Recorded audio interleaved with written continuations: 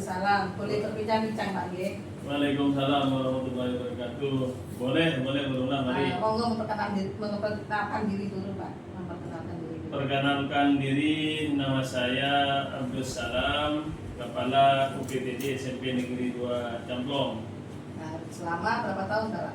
Saya bekerja di SMP Negeri 2 Camplong sekitar kurang lebih 2 tahun.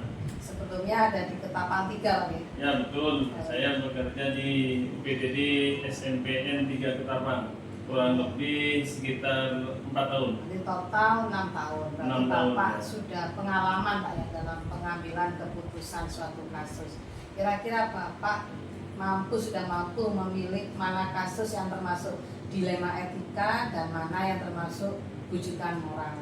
Menurut Bapak yang bagaimana? Kalau dilema etika itu lebih cenderung kepada perbuatan atau tingkah lakunya, sedangkan moral itu hanya sebagai ungkapan. Iya, ungkapan atau definisinya. Selama ini bagaimana Bapak menjalankan pengambilan keputusan di sekolah ini, SMP 2 Camplong Pak, Ya. terutama untuk kasus-kasus di mana ada dua kepentingan yang sama-sama benar atau sama-sama mengandung nilai kebajikan. Jadi ada kasus di mana Bapak disuruh memilih, memutuskan di mana kasus tersebut sama-sama benar dan sama-sama memiliki nilai-nilai kebajikan. Menurut Bapak bagaimana Bapak menjalankan pengambilan keputusan? Saya mengambil keputusan jika terjadi seperti itu, ini sama-sama dilemanya, ya, sama dilema karena sama-sama baik itu etika maupun moral. Tetapi saya seperti yang saya sampaikan tadi, kalau etika itu adalah ke tingkah lakunya atau ke perbuatannya, tetapi kalau moral itu hanya pemahamannya. Ya, jadi kedua-duanya sama-sama betul. Jadi kalau memang sama-sama terjadi seperti itu, maka saya harus mengidentifikasi permasalahannya. Satu, mana yang termasuk etika, mana yang termasuk hanya moral. Karena kadang-kadang moral itu hanya pemahaman. Jadi mereka tahu bahwa semua adalah baik, tapi belum tentu apa yang mereka ketahui itu kemudian diterapkan. Iya, jadi penerapannya itu adalah etikanya. Jadi kalau sudah tahu seperti itu, maka saya lebih cenderung kepada etikanya. Nah, menurut Bapak langkah-langkah atau prosedur seperti apa yang biasa Bapak lakukan selama ini untuk menangani atau menyelesaikan kasus-kasus masalah seperti ini? Terima kasih Bu Romlah. Jadi Langkah-langkahnya. ya, langkah-langkah yang perlu kita ambil jika mengalami hal seperti itu. Yang pertama, kita identifikasi dulu masalahnya. Kemudian setelah kita tahu permasalahannya, kemudian kita cari solusinya. Jadi solusi itu bisa kita pecahkan sendiri, kemudian bisa kita pecahkan bersama. Terutama orang-orang yang memang dekat dengan kita, jadi tidak mungkin kita flurkan di forum. Jadi kita panggil dulu orang-orang yang mana yang dianggap mampu untuk memecahkan masalah ini, baru kita diskusikan. Berarti ada 3 cara Pak. Yang pertama identifikasi, solusi dengan musyawarah dengan secara pribadi dulu yang punya kasus, baru diplorkan ke musyawarah bersama guru. Ya, baru kita mengambil kesimpulan. Dianalisis dulu baru diambil kesimpulan. Ya. Di antara 3 tadi Pak, mana yang cara yang paling efektif Pak? Ya, jadi karena ini prosedur ya tetap kita pergunakan ketiga-tiganya. Satu, identifikasi masalah dulu, kemudian yang kedua dari solusi atau pecahan masalahnya, kemudian yang ketiga baru kita kesimpulkan. Tetapi kalau ada masalah yang sangat mendesak, maka kita bisa menggunakan pemecahan atau langsung menggunakan solusi. Berarti Pak boleh bisa dari identifikasi efektif urut Pak. Iya. Urut tapi bisa juga meloncati satu langkah gitu. Iya. Nah, di antara cara-cara tadi itu Pak ya, hambatan atau tantangan yang mungkin Bapak alami apa? Cara mengidentifikasi Bapak mungkin tersumbat di situ, terhalang apa karena tidak menemukan penyelesaian. Kira-kira tantangannya seperti apa? Hambatannya itu, Pak? Hambatannya yang jelas satu karena mohon maaf teman-teman kan berbeda usia, Oh, ya, betul. berbeda usia sehingga kita harus betul-betul memahami terkait dengan perbedaan usia ini. Karena ini juga terkait dengan etika. Nah, Jadi satu mungkin usia yang lebih tua itu jadi hambatan, ya jadi hambatan. Kemudian yang kedua ada memang orang-orang yang tidak mau tahu dengan kondisi itu, cuek, Pak. ya cuek sehingga mereka mereka tetap dengan memaksakan kehendaknya. Jadi yang penting A ya tetap A. Jadi tidak mungkin kemudian kita berikan B. Oh, betul. Ya, Jadi hambatannya ada dua dilema, ada ya. Senioritas, senioritas Ya. sama kemudian karakter orang berbeda-beda. Ya. Oh, terima kasih, Pak. Selanjutnya, Pak, kira-kira Bapak misalkan menemukan kasus itu, Bapak biasanya tuh langsung diselesaikan atau ada memiliki jadwal tertentu? Oh, kasus ini nanti aja jadwalnya nanti, atau misalkan tiap bulan Bapak harus menyelesaikan satu kasus atau bagaimana, Pak? Ya, terima kasih Bu Ronda. Jadi kalau memang ada kasus-kasus yang masuk kita atau kita menemukan satu kasus, maka kita lihat kasusnya. Apakah kasus itu urgent, yang sangat penting, atau kasus-kasus yang biasa saja. Artinya kalau kasusnya itu sangat penting, maka bisa kita langsung eksekusi. Artinya tetap diambil keputusan pada saat itu. Tapi kalau kasusnya itu kasus yang tidak terlalu penting, misalnya masih bisa diundur, masih bisa ini, baru kita diskusikan dengan teman. Berarti tergantung dari jenis kasusnya. Ya, Pak. betul. Nah, sekarang mau tanya, dari dengan selama ini dalam mengambil keputusan, adakah orang-orang tertentu atau pihak-pihak tertentu yang mendukung atau memberikan pendapat atau menyertai dengan dalam pengambilan keputusan, Pak? Terima kasih Bu Ronda.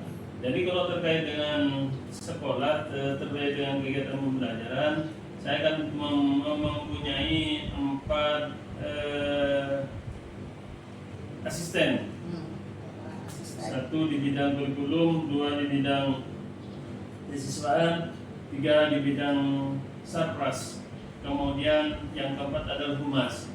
Nah, teman-teman ini kita bisa aja untuk berdiskusi, untuk membantu kasus-kasus yang sudah masuk kita, baru kita pecahkan secara bersama-sama. Berarti ada 4 orang kepercayaan. Ya, betul. Kurikulum, kesiswaan, sarana prasarana, Humas. dan Humas, humas. ya. Nah, terima kasih Pak. Sekarang yang terakhir, selama ini Bapak kalau menyelesaikan masalah, adakah merasa oh saya sudah dapat pengetahuan baru, pembelajaran yang baru? Kira-kira menurut Bapak sudah mendapat pembelajaran yang bagaimana? Pengalaman yang baru gitu, Pak. Terima kasih Bu Ronda. Jadi satu, kalau dilihat dari Semua kasus. ya, satu dilihat dari semua kasus ya. Saya masuk ke sini sebagai dua camplong ini kan dari sekolah yang kecil kemudian ke sekolah yang besar. Jadi tentu beda penanganannya. Kalau sekolah kecil mungkin tidak harus melibatkan semua, Ya. karena Bisa ditangani sendiri. ya karena personilnya terbatas memang ya, sehingga yang ada itu hanya wakase, yang ada itu hanya kepala sekolah dengan wakase. Tapi kalau sekolah agak besar itu kan harus melibatkan semua. Jadi kurikulum kita bisa minta masukan, kemudian kesiswaan kita bisa minta masukan, sarpras dan humas kita bisa minta masukan. Sehingga dari masukan ini kemudian baru kita simpulkan. Ya. Hitungannya ada langkah-langkah atau potensi selama itu pengalaman pembelajaran yang dialami Bapak Abdul Salam kan, berarti selama memutuskan suatu kasus itu melewati beberapa langkah atau pengujian keputusan. Nanti tidak harus masuk, oh saya ingin ini keputusan ini, mesti ada musyawarah atau tahap-tahapan gitu. Tentu Iya, lah gitu. Jadi betul. ada Jadi langkah-langkah. tidak bisa kemudian kita memutuskan sendiri. Meneruskan sendiri. Iya. Jadi ada pengujian keputusan mana yang benar, mana yang salah yang harus dipilih Bapak. Seperti itu Pak. Seperti itu Ya, Pak. betul, betul. Matur suwun Pak Tus. Makasih ya sama-sama. Makasih Mudah-mudahan, waktunya. ya. Mudah-mudahan pertemuan ini, wawancara ini, bincang-bincang ini bawa manfaat. Matur suwun, Pak. Amin, amin, amin. Matur suwun, Pak. Ya, Assalamualaikum. makasih Burnas. Waalaikumsalam.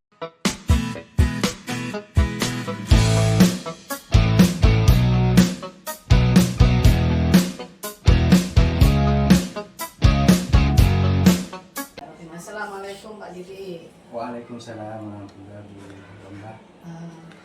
Boleh ya berpindah-pindah sebentar Pak Didi ya. Boleh silakan Bu. Silakan. Pak Yudi sudah berapa tahun jadi kepala sekolah di SDN Banjar Tabung saat ini? Saya di sini mulai Oktober kemarin ya sekitar 10 bulan Bu. 10 bulan. Berarti Pak Yudi sudah sering ya mengambil keputusan. Alhamdulillah. Mau mengenalkan dulu Pak Didi, Bapak sebagai kepala sekolah dari SDN mana? Iya, saya Yudi Bustono, kepala sekolah UPTD Banjar Tabung 1 Bu di sini. Sebelum ini saya mengajar di Tambulangan, SDN Samarang seperti itu. Makasih. Jadi jenengan sudah sekitar bulan Oktober gitu tadi ya. Ya, Oktober tanggal 6 saya di sini. Jadi sudah lumayan lah bisa memutuskan suatu pengambilan keputusan. Jenengan mau boleh saya tanya apa mampu mengidentifikasi kasus-kasus merupakan dilema etika atau rujukan moral? Yang mana kira-kira yang dilema etika dari kasus-kasus itu, mana yang rujukan moral?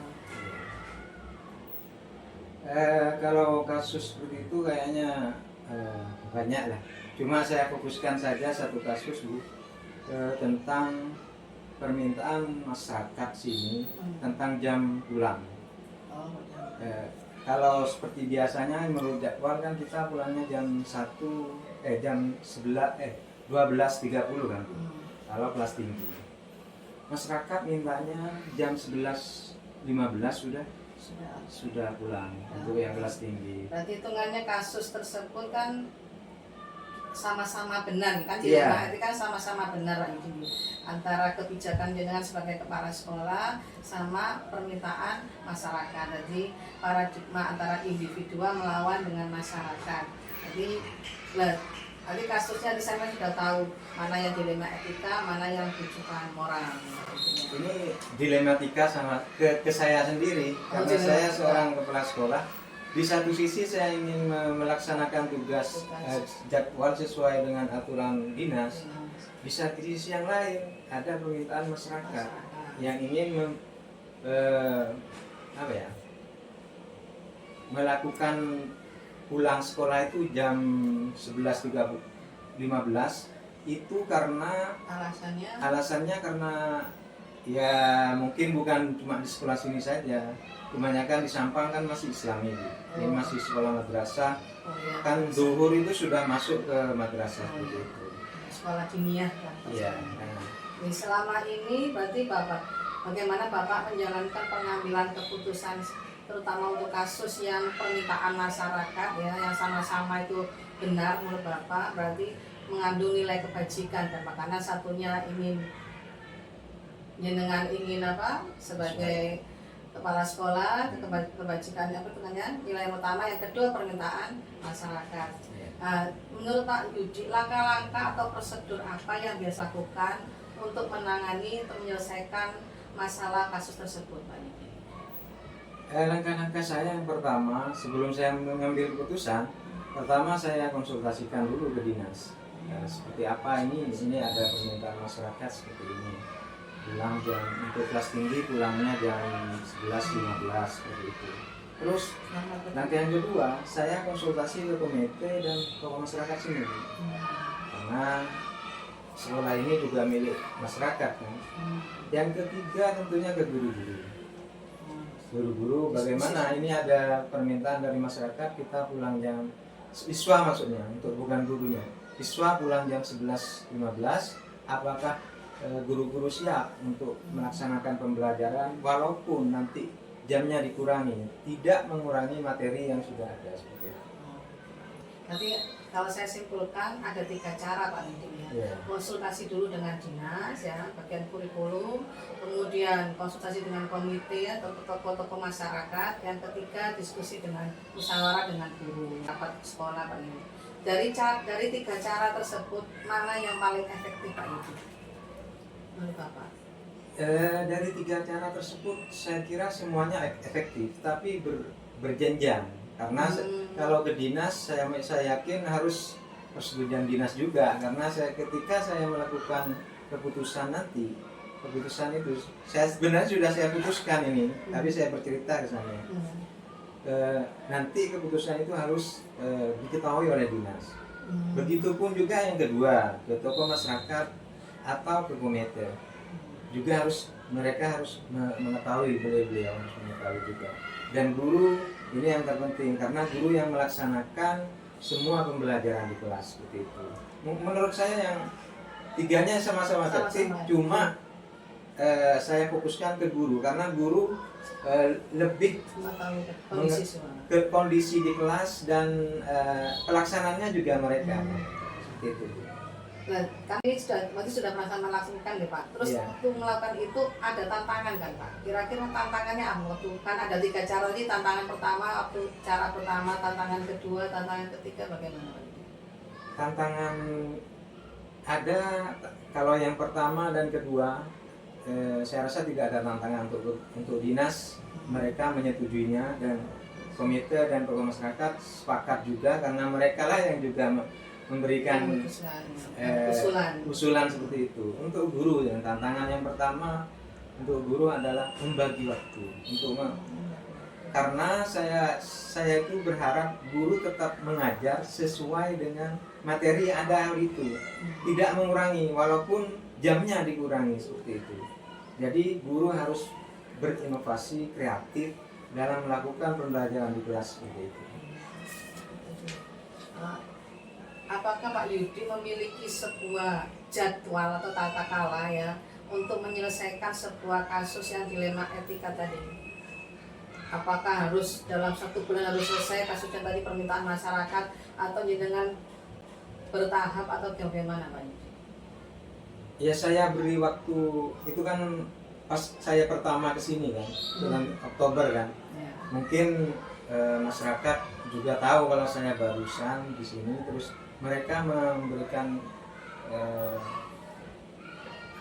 masukan atau usulan bahwa untuk kelas tinggi, Pak ini pulang jam segini.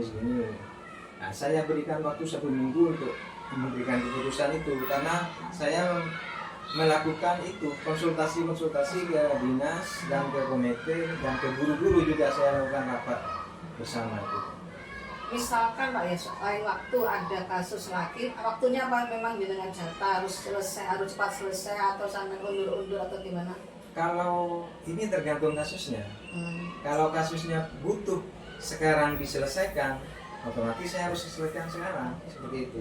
Kalau seperti kemarin itu kan bisa ditunggu sampai 1 minggu karena saya perlu konsultasi kan ke dinas, ke komite seperti itu. Dalam 1 hari tidak mungkin lah kita. Iya. Jadi tepat waktu Pak sesuai kondisi sama kasusnya. Yeah. Nah, jadi pihak-pihak yang mendukung dengan kebijakan jenengan tadi siapa?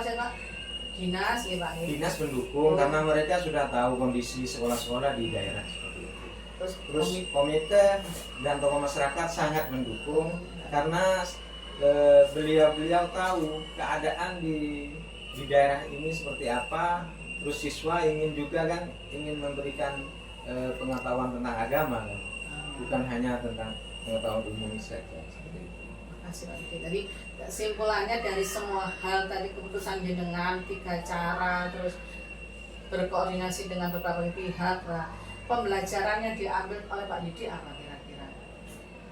Pembelajaran saya anggap pengalaman tadi itu merupakan sebagai jenengan pemimpin sekolah di sini.